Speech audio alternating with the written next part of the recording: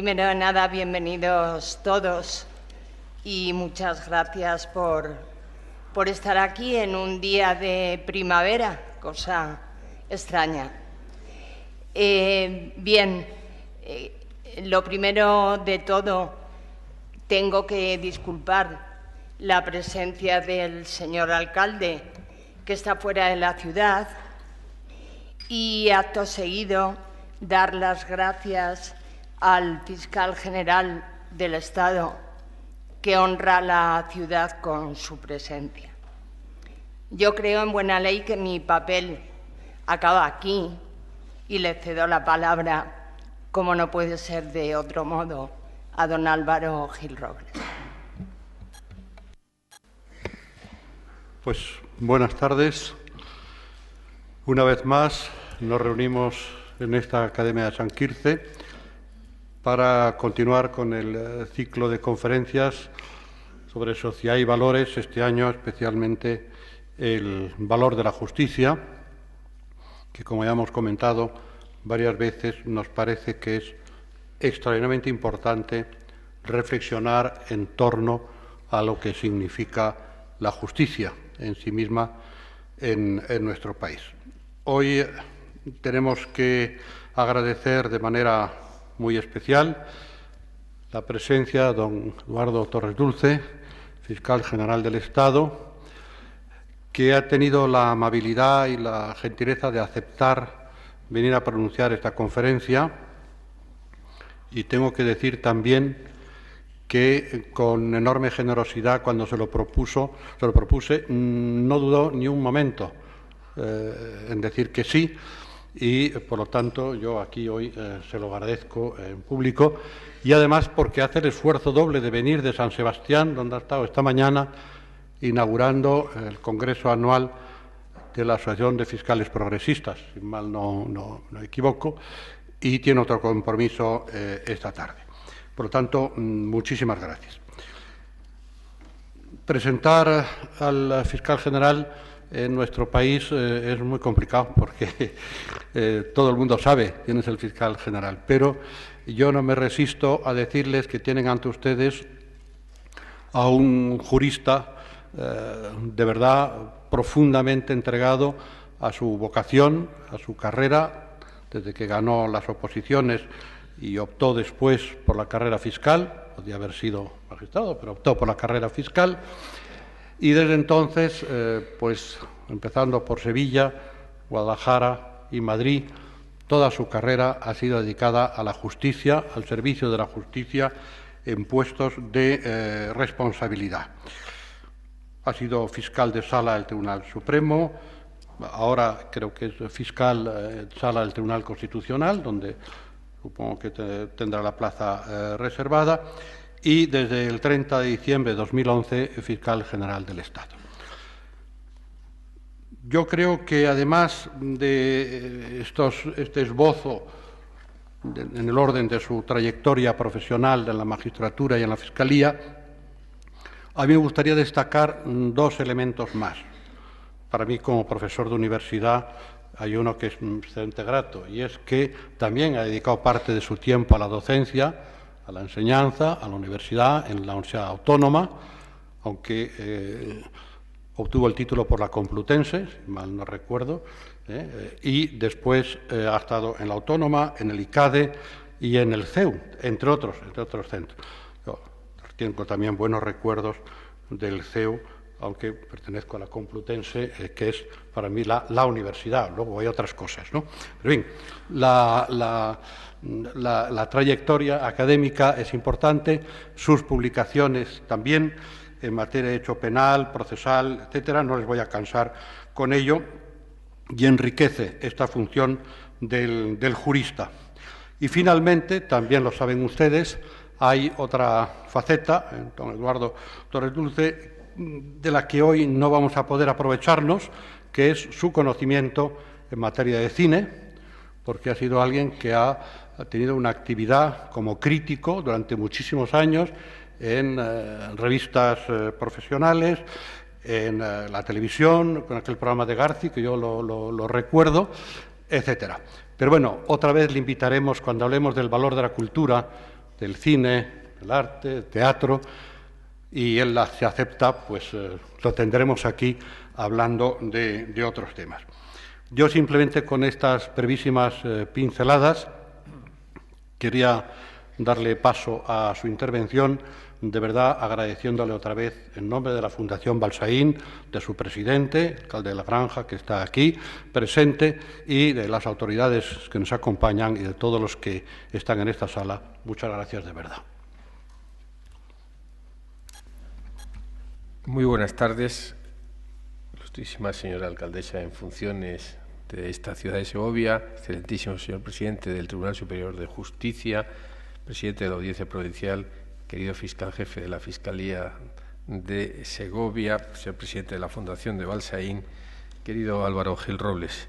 Para mí constituye un verdadero honor y un placer estar aquí esta tarde, esta primaveral tarde en la ciudad de Segovia, para hablar de un tema apasionante como es el valor de la justicia. Créanme ustedes que gracias a los medios de transporte que han funcionado bien en este caso, no me ha costado ningún trabajo desplazarme a Segovia, sino todo lo contrario. Generalmente cuando recibo esta invitación yo la agradezco de corazón por dos razones. En primer lugar, porque creo que una de las funciones de representación del fiscal general del Estado es precisamente intentar comunicar con sus ciudadanos las ideas sobre las que se asienta su trabajo y particularmente en este momento la naturaleza del Ministerio Fiscal en relación con la ley. En segundo lugar, porque para mí constituye un honor venir a un acto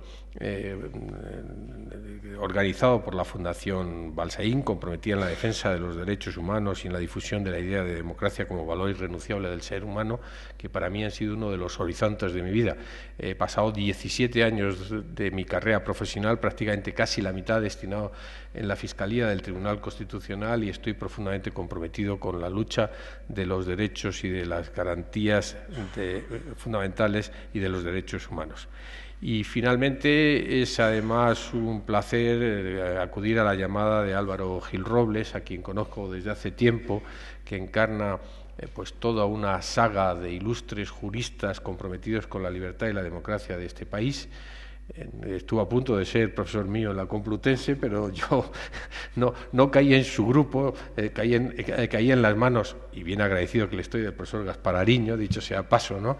Y en todo caso tenemos además amistades comunes a lo largo del tiempo. Por lo tanto, sin llegar a los extremos de que lleguemos a una declaración de bolero, si tú me dices, ven, lo dejo todo, pero sí que en el caso de Álvaro Gil Robles, con mucho gusto atiendo a cualquier llamada, máxime si además se inscribe la Fundación de Balsaín. Y finalmente, permítanme usted, ex abundantia cordis, decir que sacar al fiscal general del Estado del despacho de la calle Fortuny es hacer un acto de caridad para el fiscal general del Estado, y casi máxime al final de la semana. Así que muchísimas gracias por el alto honor. Es la primera vez que voy a hablar en una iglesia, aunque esté desafectada totalmente, y espero que mis palabras estén a tono con la categoría, el valor y la altura de la invitación, el lugar en el que me encuentro y la muy noble y espléndida ciudad de Segovia. Quería hacerles algunas reflexiones del fiscal como garante de la legalidad, que es el tema que me han encargado para esta tarde. Yo creo que en una sociedad que se beneficia de la plenitud democrática, y creo que la sociedad española ha culminado felizmente este proceso, la ley no es el instrumento de la arbitrariedad del poder, sino por el contrario, su límite, su elemento moderador, su contrapunto racional y moral.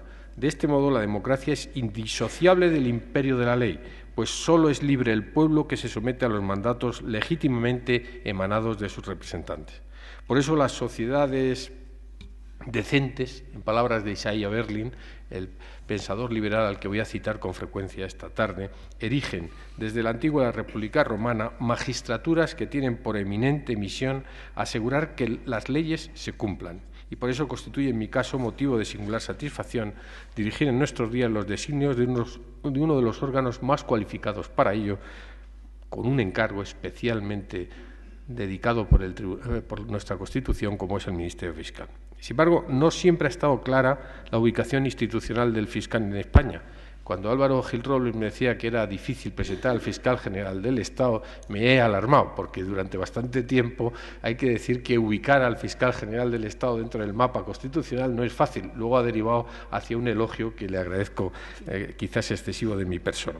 En todo caso, el advenimiento del régimen de libertades en el año 1978 ha fraguado ciertamente un modelo de fiscal largamente deseado, comprometido con la defensa del interés social y desvinculado de la coyuntura política, pero el proceso no ha estado exento de dudas y vacilaciones. Históricamente, además, la ambigüedad funcional, la indeterminación orgánica y estructural y, en definitiva, conceptual, han sido un rasgo propio del Ministerio Fiscal. Hay un ilustre jurista que proclamó que él, en el lecho de la muerte, diría: me muero sin saber exactamente qué es el Ministerio Fiscal. Una exageración que para los componentes de la carrera fiscal, que siempre hemos tenido claro nuestros criterios de legalidad e imparcialidad, nos puede herir, pero que razonablemente supone lo que a lo largo del tiempo la doctrina ha venido considerando del papel, vamos a decir, ambiguo constitucionalmente que ha tenido el Ministerio Fiscal.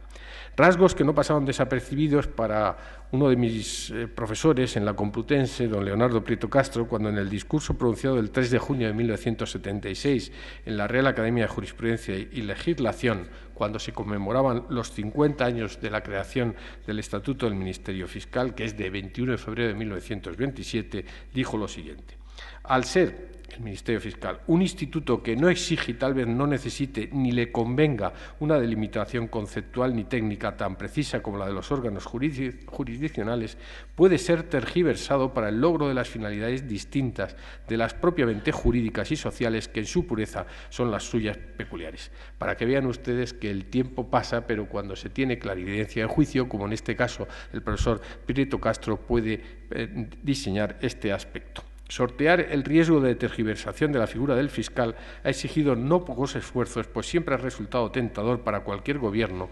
mediatizar el depósito de ciencia jurídica y la actitud de disciplinada dedicación de los miembros del Ministerio Fiscal en pro de intereses meramente coyunturales y pasajeros, no siempre coincidentes con el interés social. El fiscal es una figura que, por fuerza, ha de tender a la objetividad y la imparcialidad, porque nació de la necesidad histórica de desvincular la promoción de la acción de la justicia del interés particular del monarca. Es su destino histórico si consideramos que su misión históricamente original como procurador fiscal, también designado en los anales como home del rey, encargado de los asuntos financieros de la corona, hubo de evolucionar de manera progresiva pero imparable hacia una profesionalización que le convertiría en servidor público encarnado de hacer valer ante los tribunales el interés de la justicia en cada caso. En el patio de la Fiscalía General del Estado, en la calle Fortuny de Madrid, hay permanentemente unas vitrinas que exhiben documentos de don Melchor de Macaraz, ilustre predecesor mío en el desempeño de funciones propias del Ministerio Fiscal. Y quizás está ahí para recordarnos a los fiscales el destino de Macanaz, procesado por la Inquisición ante su deseo de modernizar España y mantener los poderes de la soberanía popular frente a una invasión del poder absoluto. La idea seminal del modelo moderno del Ministerio Público no es otra que la garantía de una justicia imparcial, alejada de intereses partidistas o de facción. Este origen constituye al mismo tiempo nuestra más preclara vocación, a la que venimos consagrando desde hace décadas los mejores esfuerzos individuales y colectivos, pues nuestro destino manifiesto, nuestra última frontera, es conseguir plena autonomía funcional y orgánica como condición de una justicia independiente y objetiva. El Ministerio Fiscal se inserta en el armazón institucional erigido por la Constitución de 1978 como un órgano de relevancia constitucional que tiene por misión promover la acción de la justicia en defensa de la legalidad, de los derechos de los ciudadanos y del interés público tutelado por la ley. La lectura del artículo 124 de la Constitución, que debo de recomendarles, verán ustedes que ha cambiado radicalmente la trayectoria histórica del Ministerio Fiscal. Hasta ese momento, y pese a la progresiva profesionalización de la figura del fiscal, siempre unida al concepto de legalidad y de imparcialidad, de unidad de actuación y de dependencia jerárquica, ha sido constitucional y legalmente en los más diversos regímenes políticos que han atravesado siglo y medio de la historia de España, un órgano vinculado al Poder Ejecutivo. bien como órgano de comunicación del Poder Ejecutivo con los tribunales de justicia, bien directamente como órgano de representación del Poder Ejecutivo. De ahí la importancia que la Constitución de 1978 atribuyó con un criterio de ruptura, como en tantos otros institutos de nuestra Constitución de 1978. Ya ha desaparecido cualquier alusión que pueda significar vinculación respecto del Ejecutivo. La única vinculación consiste en la propuesta de nombramiento que corresponde al Gobierno, pero dicha vinculación respecto del Ejecutivo queda temperada por la obligación de pasar 2 tests de idoneidad el candidato a Fiscal General del Estado, cual es un informe del Consejo General del Poder Judicial y otro informe de idoneidad ante la Comisión de Justicia del Congreso de los Diputados. Por supuesto que los 2 informes no son de naturaleza vinculante, pero qué duda cabe que una opinión contraria a la idoneidad del candidato, bien por los que representan el Gobierno del Poder Judicial, el Consejo General del Poder Judicial, bien en la sede de la soberanía popular, como es el Parlamento, en el Congreso de los Diputados, haría que el Gobierno, evidentemente, se replanteara el nombramiento del Fiscal General del Estado. Es significativo, además, que la institución del Ministerio Fiscal aparezca en la Constitución encuadrada en el título del Poder Judicial y que el propio Estatuto Orgánico del Ministerio Fiscal desde el año 1981 proclame que el Ministerio Fiscal está inscrito en la órbita del Poder Judicial, sin ser Poder Judicial, con autonomía funcional. El gran desafío que tiene el Ministerio Fiscal a partir de este momento, evidentemente, es lograr un ámbito de autonomía mayor, un ámbito de autonomía que de cara a los ciudadanos pueda hacer visible que la vinculación inicial del nombramiento del Fiscal General del Estado no va a comprometer en modo alguno la actuación de los órganos dependientes del mismo. He de decir que fundamentalmente el Gobierno solo puede dirigirse al Fiscal General del Estado, nos expresa el Estatuto Orgánico del Ministerio Fiscal en su artículo 8, simplemente para interesar que promueva ante los tribunales las actuaciones pertinentes en orden a la defensa del interés público. Nada más. No puede darme una expresión concreta y determinada, simplemente razones de política criminal. Que exacerbemos la protección de la violencia doméstica, que hagamos mayor hincapié en los delitos que afectan a la corrupción, que nos centremos en la siniestralidad laboral, pero en modo alguno puede dar algún otro tipo de indicación concreta. Y aún ese interés del Gobierno para que actuemos en ámbitos abstractos, vagos y generales de la actuación dentro de los diversos órdenes jurisdiccionales ha de pasar por el filtro de la Junta de Fiscales de Sala, máxima expresión de conocimiento técnico-jurídico de la carrera, que dará un dictamen y que, por supuesto, el Fiscal General del Estado no queda vinculado en modo alguno a la petición. Fuera de ello, no existe ninguna otra vinculación con respecto del Poder Ejecutivo. Concebido, por lo tanto, con este carácter de autonomía respecto del Ministerio Fiscal, conviene hacer alguna alusión más a la figura del Ministerio Fiscal en conceptos de legalidad. Me van a permitir ustedes alguna reflexión en torno a la idea de justicia, porque justicia y órganos judiciales, justicia y Ministerio Fiscal resulta absolutamente necesario desde todos los puntos de vista.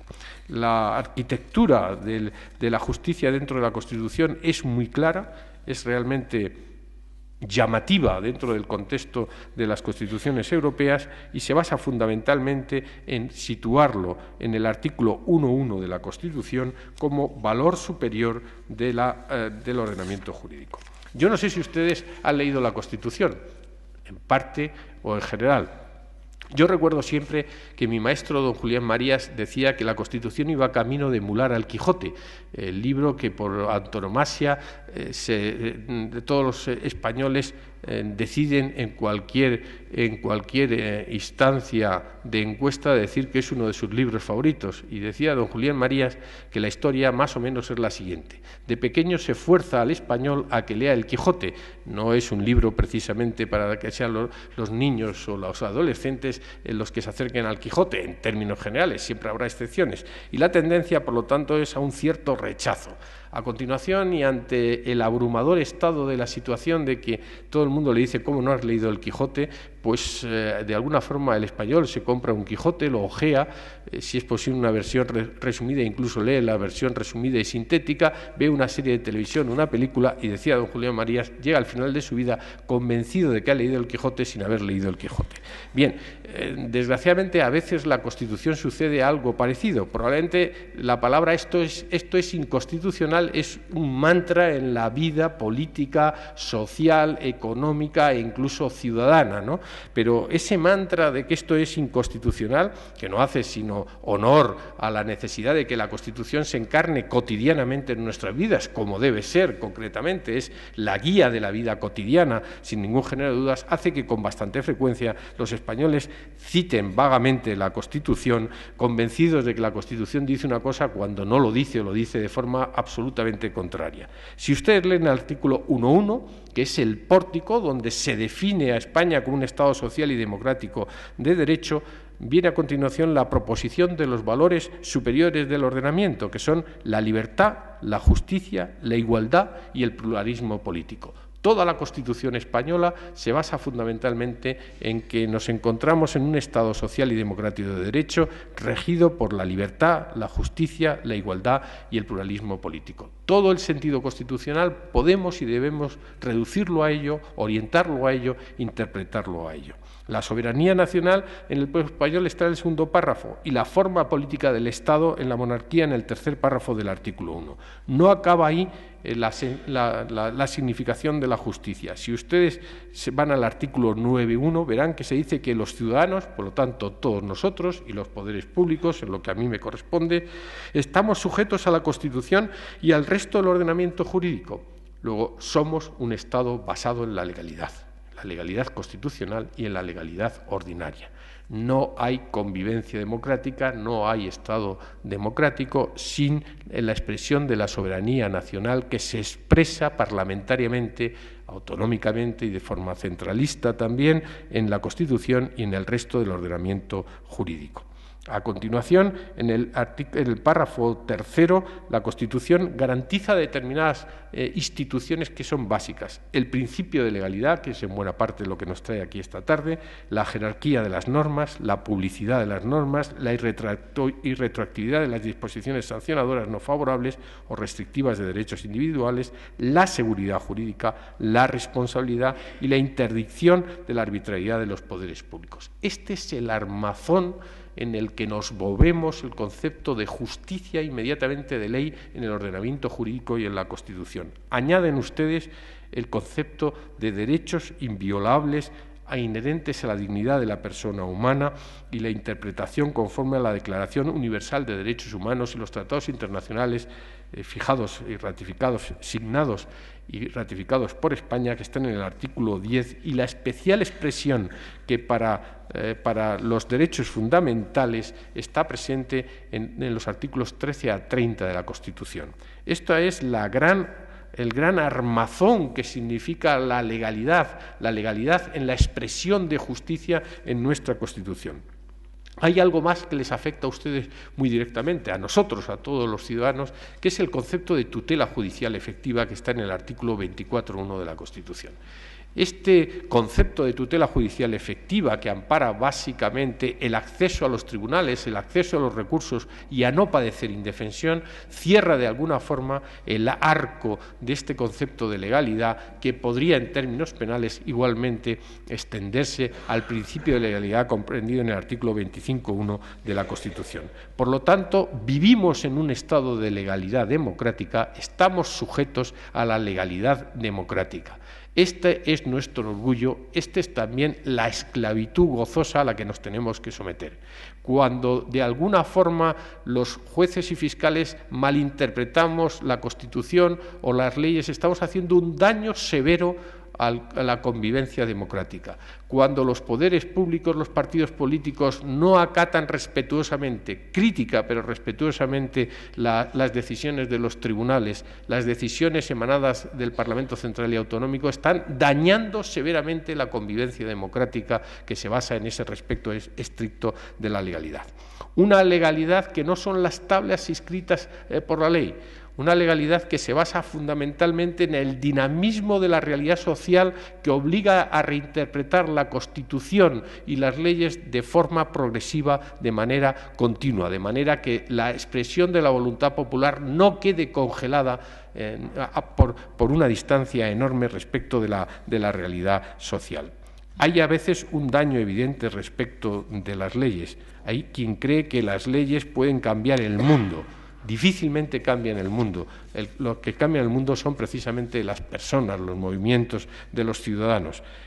Un ilustre filósofo disidente, como deben de ser todos los filósofos, Baruch Spinoza, que huyó de su familia de las persecuciones de la península ibérica, su origen era portugués, fue a los Países Bajos donde se encontró igualmente con que la disidencia tampoco era admitida en los estados de Orange. En su tratado teológico político dice lo siguiente: quien pretenda determinarlo todo con leyes provocará más bien los vicios que los corregirá.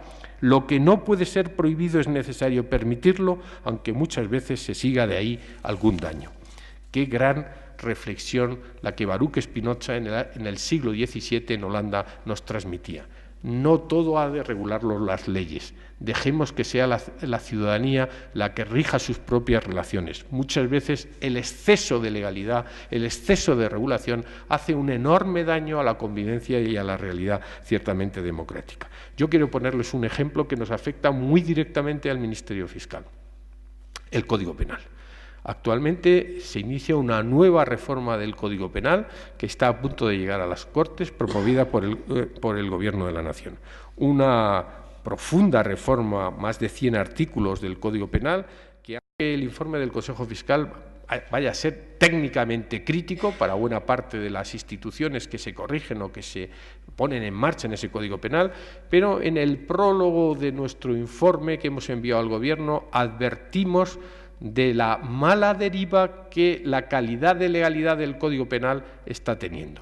En primer lugar, porque desde 1995, donde se vuelcan modelos antiguos del Código Penal, lo que el ministro Belloc designó como el Código Penal de la Democracia, este Código Penal de la Democracia ha sufrido 25 modificaciones, la mayor parte de ellas de profundo calado, la mayor parte de ellas hechas a golpes de titulares de sucesos en las páginas de los periódicos o de presiones de lobbies sociales o políticos de todo tipo.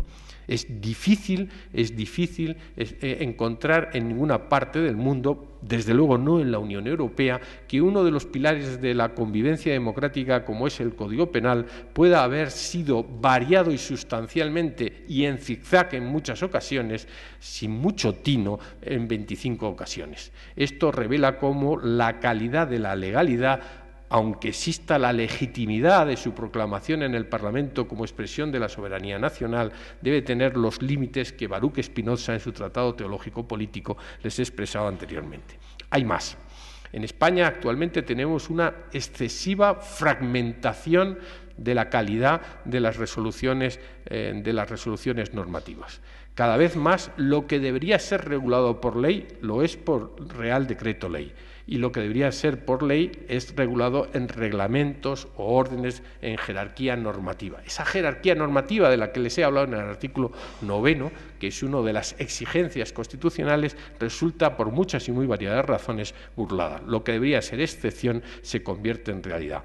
Parece ser que en España no hay mejor dicho que el del conde de Romanones, cuando cínicamente decía: hagan ustedes las leyes que ya me encargaré yo de los reglamentos. Si a ello se une la transposición sin más, sin meditar, de muchas directivas europeas, estamos creando una verdadera situación de caos normativo, en el que, sobre todo en materia contenciosa administrativa, donde no puedo incidir porque me da vergüenza hacerlo delante del profesor Gil Robles, está produciéndose una verdadera jungla en la que abrirse paso a machetazos de interpretación jurídica no puede ser normalmente la mejor de las soluciones. En el campo del derecho penal se ha invertido lo que ha sido una conquista a lo largo de mucho tiempo, y es algo que nos afecta profundamente a nosotros los fiscales. Se trata pura y simplemente que el Código Penal es la última ratio.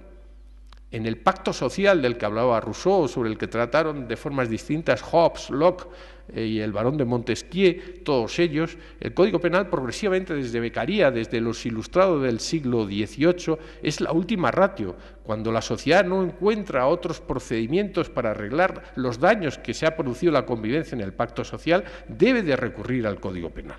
Esta es la última ratio y los derechos penales modernos hablan del principio de intervención mínima.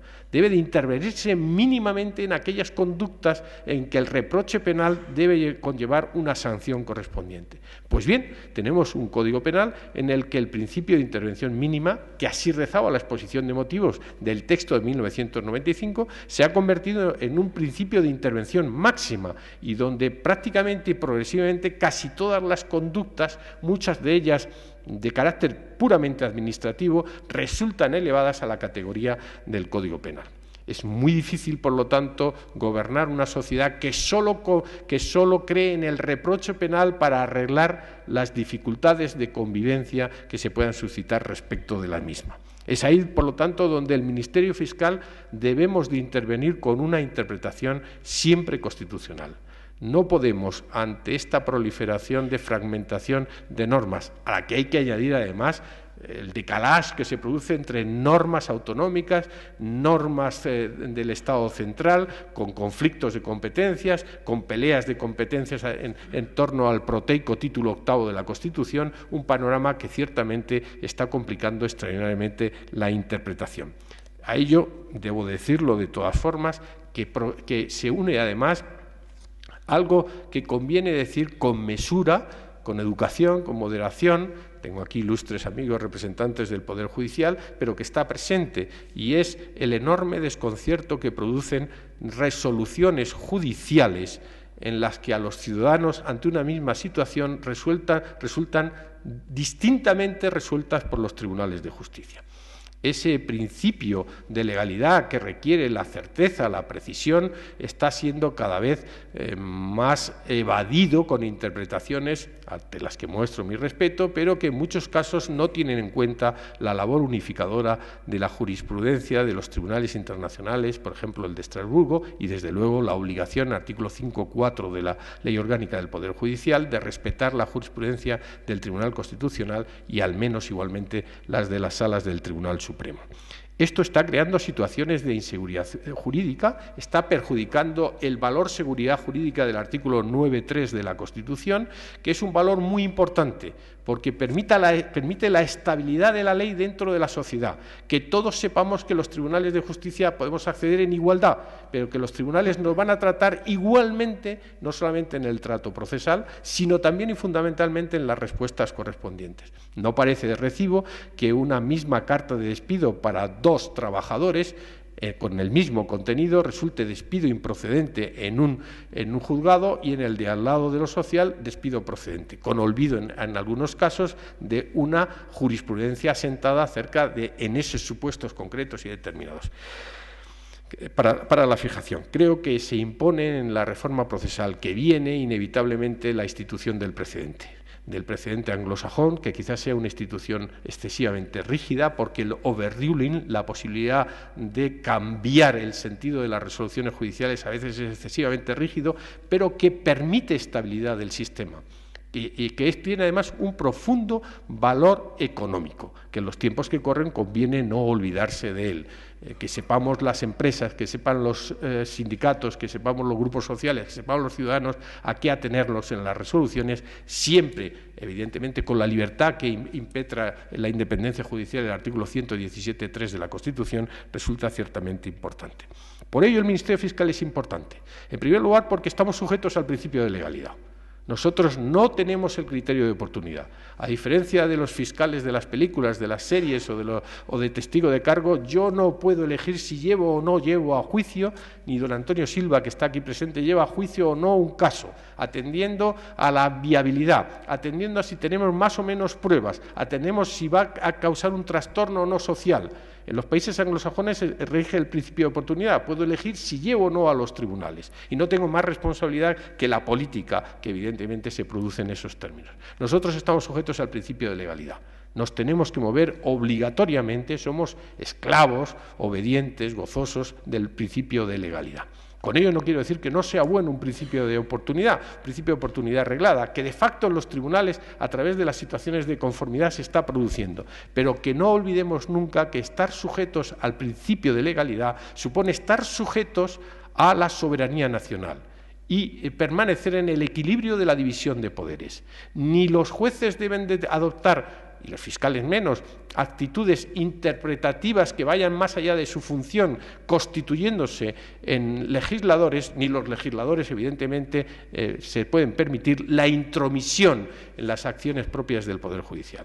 Esta progresiva desaparición de los bordes de la división de poderes, por mor del enorme poder que tienen las elecciones en la conformación de un gobierno y posteriormente las mayorías parlamentarias, deben de ser equilibradas con un justo principio de la legalidad. Legalidad que además hay que interpretar necesariamente, como les he dicho al principio, de acuerdo con el Código Civil respecto de la realidad social. Un mandato que equilibra, que la ley no son unas tablas petrificadas, sino que pueden acudir a cada una de las circunstancias para resolver para los que están previstos los conflictos sociales a este respecto. Ese principio de seguridad jurídica nosotros lo garantizamos además y fundamentalmente con el principio de unidad de actuación. Mediante las circulares, las consultas y las instrucciones emanadas de la Fiscalía General del Estado y debatidas democráticamente en la Junta de Fiscales de Sala o en el Consejo Fiscal, todos los fiscales de España estamos obligados a responder de la misma forma en la interpretación de las normas en los asuntos en los que intervenimos. Con ello somos el único órgano constitucional que garantizamos esa unidad de respuesta de actuación y la garantizamos por mandato constitucional del artículo 124.2 de la Constitución. Se garantiza además por un principio de dependencia jerárquica desde el fiscal general del Estado hasta el último de los fiscales. Dependencia jerárquica que no excluye, sino que impone el debate democrático en las juntas de fiscalía, en el Consejo Fiscal y en la Junta de Fiscales de Sala, aunque siempre al final predomine el criterio del fiscal jefe. Las disidencias razonadas, convenientes, están inscritas en el ADN del Estatuto Orgánico del Ministerio Fiscal. Y finalmente nosotros somos imparciales. Cuando miramos a la ley no tenemos ninguna otra vinculación que la de la legalidad. Nosotros somos los que tenemos que asegurar el equilibrio de las partes en el proceso y el respeto a los derechos fundamentales. A nosotros no nos mueve la necesidad de ejecutar políticas criminales, como sucede en muchos países, en Alemania, por ejemplo, y en los países anglosajones. Yo no tengo la obligación de perseguir los delitos. Tengo la obligación de perseguir los delitos conforme con la ley y el principio de legalidad, concretamente. A mí el Gobierno no me puede imponer políticas criminales en violencia doméstica, en terrorismo o en cualquier otra, o en términos penitenciarios, porque estoy sujeto a la legalidad y solo a la legalidad. Yo no tengo ninguna vinculación en el proceso a ningún interés, ni al interés del Gobierno en sus políticas criminales, ni al interés legítimo de los perjudicados o víctimas del delito o del acusado o encausado en una causa, o de los demandantes o demandados en los procesos civiles, o del Estado y los ciudadanos en los procesos contenciosos administrativos o en los conflictos sociales en el orden laboral. No tenemos más vinculación que la ley contemplada desde el punto de vista de la imparcialidad.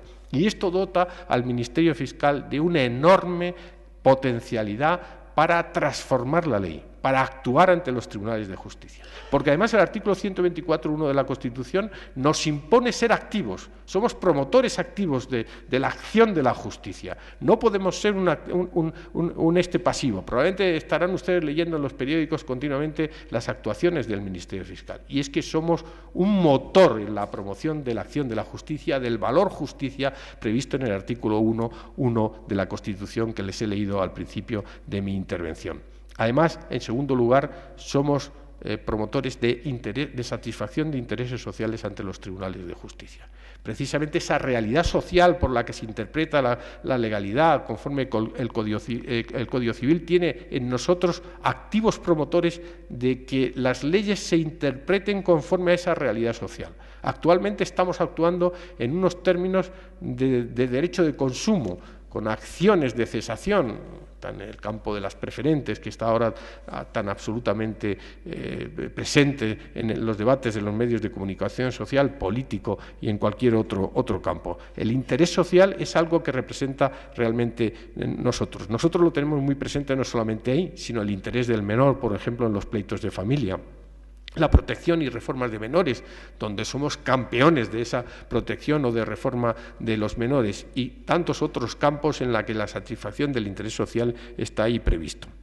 Hay muy especialmente una vertiente de la legalidad en la que el Ministerio Fiscal es pieza absoluta y esencial, y es la garantía de los derechos. El artículo 124.1 de la Constitución nos impone ser garantes de los derechos.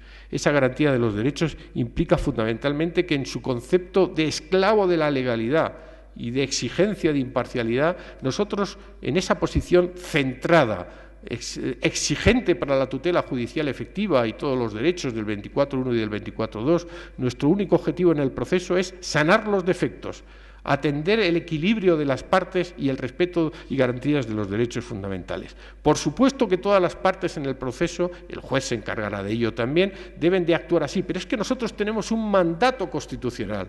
Nosotros no debemos cegarnos jamás por intentar de alguna forma lograr objetivos de política criminal. Cuando así hacemos, estamos mal cumpliendo, incumpliendo el mandato del artículo 124.1 de la Constitución. Ha aludido Álvaro Gil Robles a mi condición de crítico de cine, en este momento excrítico de cine, por mis razones obvias concretamente. Me ha prometido que si hay un ciclo de cultura, y lo hago bien hoy, me va a volver a invitar a Segovia y la Fundación Balsaín, cosa que agradezco ya y acepto desde este mismo momento, pero me gustaría recordarles, si ustedes la han visto y si no se lo cuento yo ahora, una película que en inglés es Judgment at Nuremberg, los juicios de Nuremberg, juicio en Nuremberg, aquí vencedores y vencidos, no sé por qué se puso ese título, pero bueno, ahí está concretamente, en la que se centra la película de Stanley Kramer en uno de los juicios de Nuremberg, está basado en una realidad en la que los que se sentaron en el banquillo, los que fueron objeto de acusación en esos delitos de genocidio, esos delitos de gentes que por primera vez se hacían en la historia y que causaron tanto revuelo en términos doctrinales y académicos, eran los más ilustres juristas, jueces y fiscales de la órbita nazi. Y ahí hay un personaje que es Emil Jannings, que encarna Burt Lancaster, que representa de alguna forma al gran jurista alemán, el tipo Carl Schmitt, de alguna forma, que puede influir con sus teorías, pero además que ejerce en un tribunal de justicia, el hombre de referencia prácticamente en todo el mundo, al que admiran incluso intelectualmente los que acusan y los que están juzgando en ese momento. Y al final de la película, cuando es condenado, Emil Jannings, Burt Lancaster, le pide al presidente del tribunal, Spencer Tracy, un juez retirado ya de Estados Unidos, que venga a la celda y le dice: no se preocupe, señoría, yo estoy bien condenado, he incumplido todo tipo de deberes, pero lo que sí quiero decirles es que jamás fui consciente del horror que se derivaba de mi conducta. Y Spencer Tracy, de forma lapidaria, le dice: la primera vez que usted dictó una resolución injusta a sabiendas, abrió la puerta del horror. Y es que esa es la referencia, es decir, la sujeción a la ley no puede ignorar la legitimidad o la ilegitimidad de la naturaleza jurídica de la ley, por mucho que en este caso el Reichstag hubiera ordenado esas leyes correspondientemente. Y ese concepto de legalidad, ese concepto de realidad social a la aplicación de la realidad, esa huida de políticas criminales coyunturales que lesionan gravemente el horizonte real que las leyes deben ser dictadas para todos y no solamente para una parte de la sociedad, para todos y no precisamente contra una de las partes de la sociedad, es una de las obligaciones que tenemos el Ministerio Fiscal. Cuando en Estrasburgo, en el Constitucional o en la Sala Segunda, se declaran ilícitas interceptaciones telefónicas, es una tragedia para los jueces y los fiscales que han autorizado las interceptaciones telefónicas. Cuando una causa se declara prescrita al cabo del tiempo, es una tragedia para los jueces y fiscales que no hemos detectado la prescripción correspondiente. Quiero decirles, por lo tanto, que esa llamada a garantizar los derechos humanos fundamentales, los derechos fundamentales en la Constitución, que corresponde a los jueces por mor del artículo 117, pero activamente a los fiscales, es algo que es absolutamente necesario. Yo, en el año y medio en que estoy al frente de la Fiscalía, precisamente por la sensibilización que tengo de todos estos aspectos, 17 años viendo en la última instancia de la defensa de los derechos fundamentales los errores que cometemos todos los que intervenimos en la Administración de Justicia, y no debemos de excluirnos a nadie, abogados, procuradores, secretarios, jueces y fiscales, sin ningún género de dudas. Con esa atalaya he dictado 2 circulares. La primera, el incidente de nulidad de actuaciones, advirtiendo a los fiscales la importancia de sanear el proceso, de reconocer nosotros mismos los errores que hemos podido cometer para que el proceso no acabe con vulneración de algún derecho fundamental, básicamente, en muchos casos, el de indefensión. No digamos si se trata de invasiones de la intimidad, del honor, etcétera, etcétera. Y la segunda de ellas es precisamente respecto de las interceptaciones de comunicaciones. En este momento tenemos una cifra que alguien me ha dicho, y espero que sea una cifra exagerada, que comporta 1 millón de interceptaciones telefónicas dictadas por los tribunales españoles. Me parece una cifra muy elevada, excesiva totalmente, ¿no? Y en todo caso lo que revela fundamentalmente es que ojalá ese elevado número de interceptaciones, que en alguna tertulia se ha dicho y que yo creo que es exagerado numéricamente, no suponga una degradación de la calidad de la convivencia ciudadana. Es, y lo ha dicho continuamente en los tribunales internacionales, la intervención en derechos fundamentales que afectan a la esencia de la dignidad del ser humano, a la convivencia, debe ser excepcional. Debemos de buscar los órganos policiales de investigación, los jueces y fiscales, una última ratio para tener que acudir, máxime cuando a veces pasa a continuación esas conversaciones integradas en un sumario a la almoneda y a veces al patio de monipodio de la opinión pública, con grave perjuicio del objeto de la causa y de aquellos que intervienen en la causa, en muchos casos encausados, que todavía tienen, por supuesto, el principio de presunción de inocencia. Este es el horizonte necesario que con la legalidad nos movemos el Ministerio Fiscal, esta exigencia constitucional. Yo quiero citarles al profesor, al gran filósofo Isaiah Berlin, que en un momento determinado dice 2 o 3 cosas que quiero ponerles de manifiesto. La primera, cuando dice que creo que no hay nada más destructor de vidas humanas que la convicción fanática sobre la vida perfecta, aliada al poder político o militar. Nuestro siglo proporciona terribles pruebas de esta verdad. Creo en el trabajo por una sociedad mínimamente decente. Si más allá de esto podemos avanzar hacia una vida más rica, tanto mejor. Y con cuánta frecuencia acudimos a miedos ancestrales de la sociedad, el miedo al otro. Isaiah Berlin construyó toda su filosofía política en la necesidad de comprender al otro por mucho que me odie. Eso yo lo he aprendido directamente de don Julián Marías. Y un poco más adelante Isaiah Berlin dice: pero si usted acusa a la gente de romper leyes que no rompió, si la acusa de delitos que no cometió, de actos que ni siquiera puede comprender, acaba reduciéndola a papilla. A partir de entonces nadie sabe dónde está. Nadie nunca está seguro porque haga lo que haga, e incluso si no hace nada puede acabar destruido, todo lo cual crea una verdadera anomia, una buena lección para estos tiempos en los que evidentemente se producen estas situaciones. Y concluyo citando a Berlin cuando decía algo que conviene tener presente, puesto que voy a acabar con un llamamiento hacia la libertad y lo que significa la idea de justicia. Dice Berlin: si la libertad se lleva al límite, los fuertes pueden destruir a los débiles, y si hay igualdad absoluta, no puede haber absoluta libertad, porque es preciso coercionar a los poderosos, el pez grande, para que no devoren a los pobres y sumisos, el pez chico. Berlin siempre sostuvo que su concepto de una sociedad decente se basaba fundamentalmente en un sistema de trueques, la necesidad de consenso, la necesidad de limitar algo ordenadamente para poder tener otra cosa. Sin esa idea de trueque, de consenso sobre la que creamos la transición los españoles en el año 78, es difícil ordenar una convivencia pacífica, sobre todo cuando los fantasmas del pasado reaparecen familiar, individual, social, económica o políticamente de forma continua. Permítame citar finalmente a Cervantes.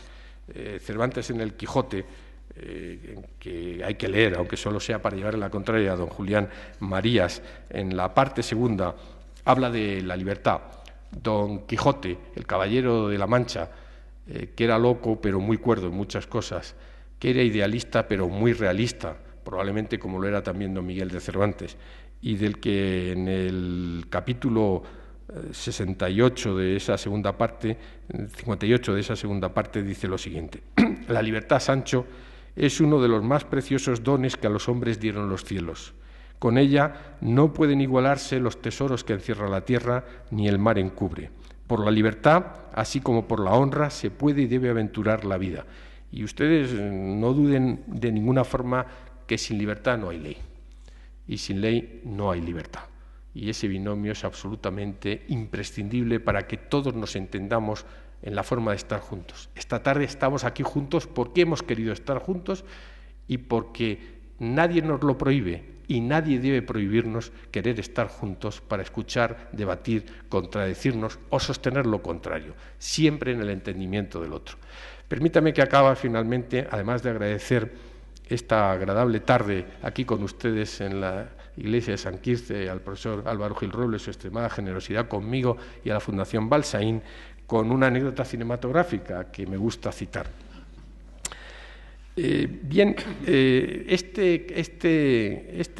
Dos anécdotas cinematográficas. Este sistema de trueques del que hablaba Berlín lo expresaba muy bien Woody Allen al final de la película Annie Hall, donde dice que ve cómo desaparece en la Quinta Avenida el amor de su vida, y dice, bueno, la vida es como un chiste de judíos, un tipo que va a ver al médico y dice, doctor, mi hermano Samuel, que lleva los negocios de la familia, se ha vuelto loco, se cree que es una gallina. Y el doctor le dice, bien, tráigame y le curaremos el complejo de gallina. Ay, doctor, ese es el problema, es que necesitamos los huevos. Esa exigencia de la sociedad de no querer tener determinados complejos porque necesita amarrar la materialidad, la seguridad de muchas cosas, está creando profundas quiebras en el concepto de la legalidad. La última anécdota que les quiero contar esta tarde, para dar un poco de sentido metafórico a esta interpretación, a esta intervención mía, que espero que no les haya cansado tan al final de la semana, la cuenta Katharine Hepburn en su magnífico libro de memorias. Ella era muy amigo de Felix Frankfurter, uno de los grandes juristas del siglo XX norteamericano, que por cierto, en una sentencia de Estados Unidos contra Rabinovich, me parece que es de 1950, dijo de forma lapidaria: el progreso en la defensa de los derechos individuales se consigue siempre en causas que afectan a personas muy desagradables. Y lo digo porque en muchos casos personas muy desagradables socialmente les negamos los derechos que todos somos titulares de los mismos, seamos o no agradables a los conceptos sociales. Pues bien, cuenta Katharine Hepburn como en un momento determinado, cuando designaron a Frankfurter como juez de la Corte Suprema de Estados Unidos, gran honor en Estados Unidos, le pidió que le acompañara a darle la noticia a su maestro ya nonagenario. Fueron a verle en el jardín de su casa una tarde de otoño y en un momento determinado el maestro pues empezó a cabecear y Frankfurter le dijo a la Hepburn, vámonos Katie, el maestro se duerme. Le dio unos golpecitos y le dijo, maestro, nos vamos, ya sabe que me han designado juez de la Corte Suprema de Estados Unidos. Y el maestro dijo, ya lo sé, Félix, no has hablado de otra cosa en toda la tarde. Se despidieron. Y cuando avanzaban por la cespedera, oyeron la voz cascada, pero firme, del maestro que decía, enhorabuena, Félix, y recuerda, necesitamos orden. Y Frankfurter, un gran liberal, se volvió a Katie y dijo, pobre maestro Katie, el maestro chochea a pedirme a mi orden. Siguieron andando y se volvió a oír la voz cascada, pero firme del maestro que decía, enhorabuena de nuevo, querido Félix, y recuerda, necesitamos orden, pero no demasiado orden. Ese es el concepto liberal de la justicia, de la legalidad, que yo quisiera que nosotros los fiscales, en representación de ustedes los ciudadanos, tuviéramos cada día en los tribunales de justicia. Muchísimas gracias.